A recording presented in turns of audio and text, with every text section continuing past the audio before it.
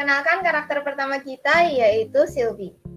Sylvie merupakan perempuan yang sangat bosan dikarenakan dia dulu sering menghabiskan waktu luangnya dengan teman terbaiknya yaitu Dina. Sayangnya Dina itu sangatlah sibuk karena dia merupakan astronot ternama.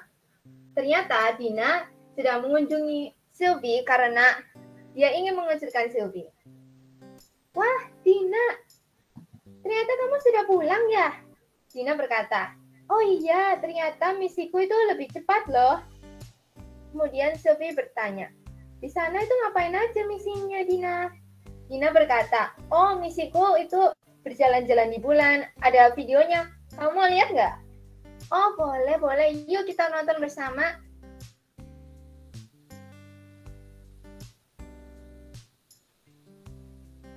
Wah, videonya keren banget sih, Dina. Oh, terima kasih. Oh, tadi saat aku amati, kenapa jalan astronotnya itu cukup berbeda dari kita berjalan dengan normal di bumi ya? Wah, kalau kayak gitu, aku akan jelaskan nih.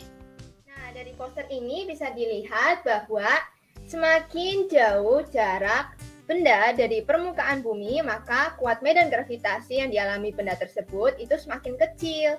Jadi, berat benda tersebut juga mengecil. Itulah mengapa aku tadi di videonya terlihat melayang-layang gitu.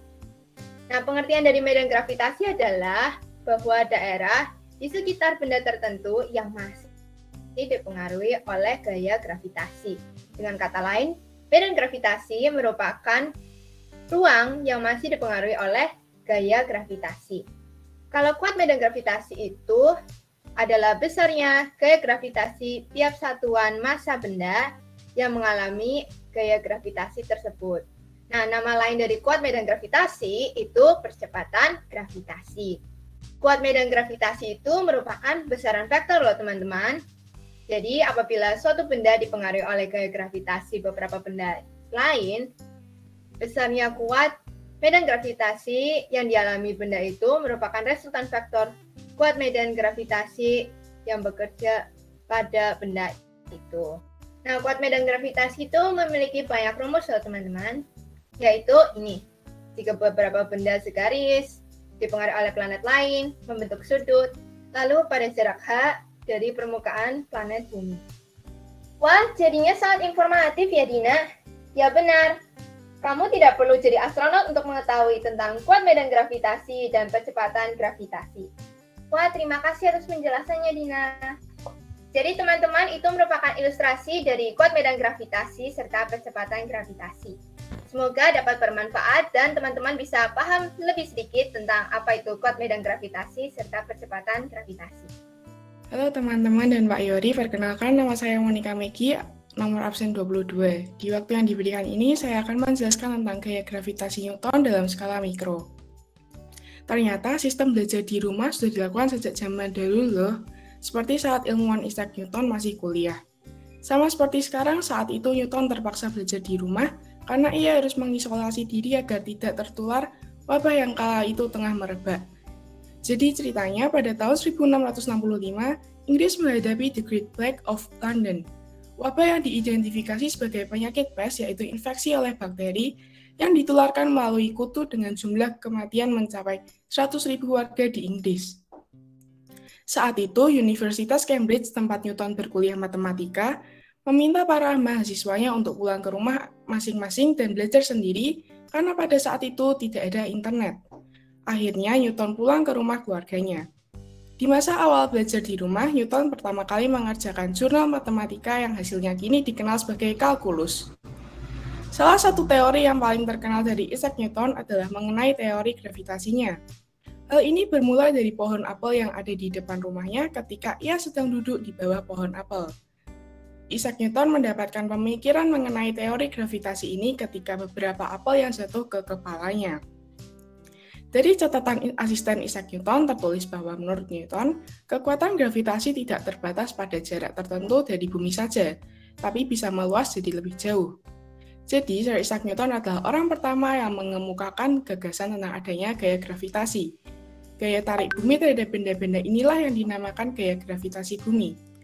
Hukum gravitasi Newton adalah kesimpulan Newton bahwa gaya tarik gravitasi yang bekerja antara dua benda sebanding dengan masa masing-masing benda dan berbanding terbalik dengan kuadrat jarak kedua benda. Lalu, apakah gaya gravitasi ini ada di bagian-bagian terkecil di bumi ini? Tentu saja ada dong. Kali ini mari kita lihat pada skala paling kecil atau mikro, contohnya yaitu atom. Elektron dalam atom memiliki orbit masing-masing dalam mengelilingi inti atom yang berupa proton dan juga neutron. Elektron juga memiliki orbit yang teratur sesuai dengan tingkatan energinya. Suatu benda yang bergerak akan tetap bergerak kecuali ada sesuatu yang mendorong atau menariknya. Pernyataan ini disebut hukum gerak pertama Newton. Tanpa gravitasi, elektron yang mengorbit inti atom akan meluncur keluar dari orbit dengan garis lurus. Tetapi dengan gravitasi, elektron ditarik kembali ke orbitnya. Lalu, apakah hanya gaya gravitasi yang mempengaruhi elektron mengelilingi orbitnya? Tentu saja tidak. Orbit benda akan tetap karena pengaruh dari gaya gravitasi pusat orbit dan juga gaya sentripetal keluar yang dihasilkan oleh kecepatan benda saat mengorbit. Isaac Newton mendeskripsikan gaya sentripetal sebagai suatu gaya di mana benda ditarik atau didorong atau dengan cara apapun yang cenderung menuju suatu titik sebagai pusat. Di dalam mekanika Newton, gravitasi memberikan gaya sentripetal yang menyebabkan orbit astronomis.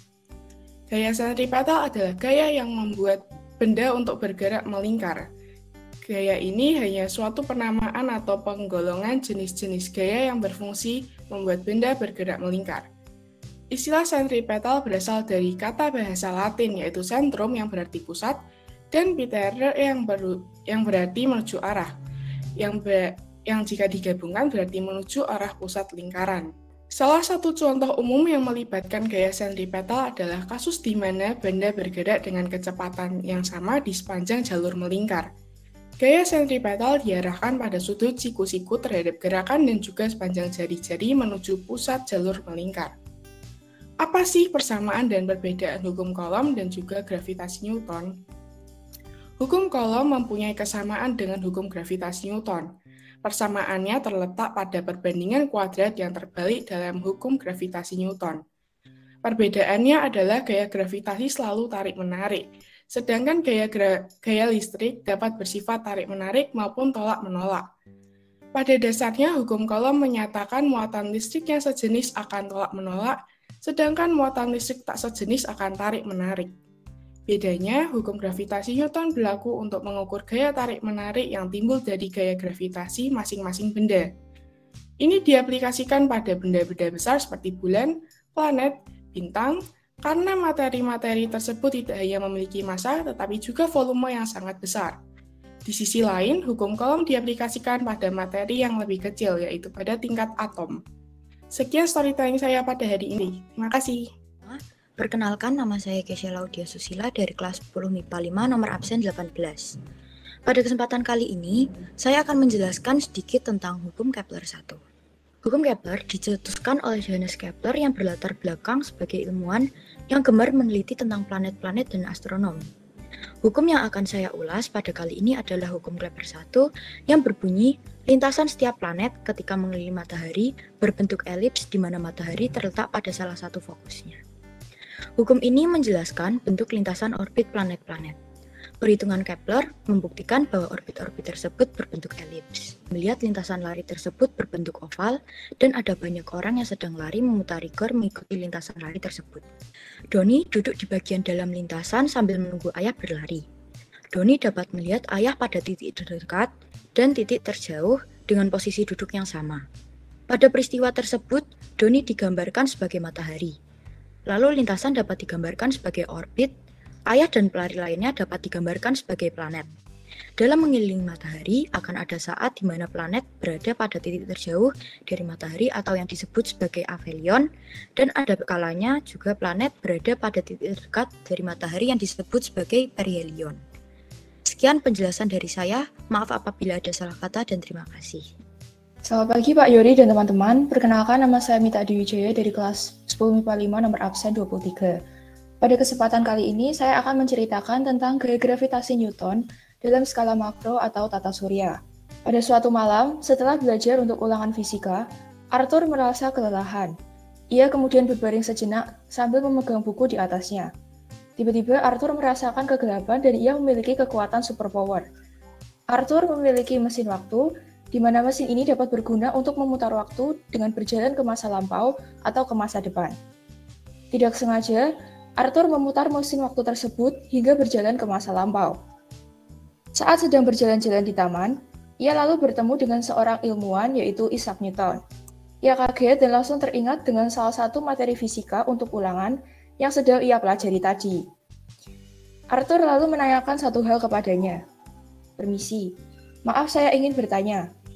Mengapa pada siang hari kita selalu melihat matahari dan pada malam hari kita selalu melihat bulan?" Ilmuwan tersebut lalu menjawab, "Halo, perkenalkan namaku Isaac Newton. Sebelumnya kamu perlu mengetahui tentang gaya gravitasi. Gaya gravitasi aku temukan pada sekitar tahun 1665. Saat itu, aku sedang berada di bawah pohon apel, dan tiba-tiba ada apel yang jatuh ke tanah. Lalu aku berpikir, mengapa apel dapat jatuh ke tanah? Setelah berpikir dan melakukan berbagai riset, akhirnya aku dapat menyimpulkan bahwa karena adanya gaya gravitasi bumi yang bekerja pada apel. Gaya gravitasi adalah gaya yang dipengaruhi oleh gaya tarik sebuah benda ke pusat benda tersebut. Kembali pada pertanyaan awal, bulan dan matahari akan selalu ada dan tidak pernah menghilang karena adanya gaya gravitasi. Planet dalam tata surya dapat berputar mengelilingi matahari. Begitu juga dengan bulan yang akan selalu berputar mengelilingi bumi karena adanya gaya gravitasi bumi. Bumi mengelilingi matahari dan bulan mengelilingi bumi.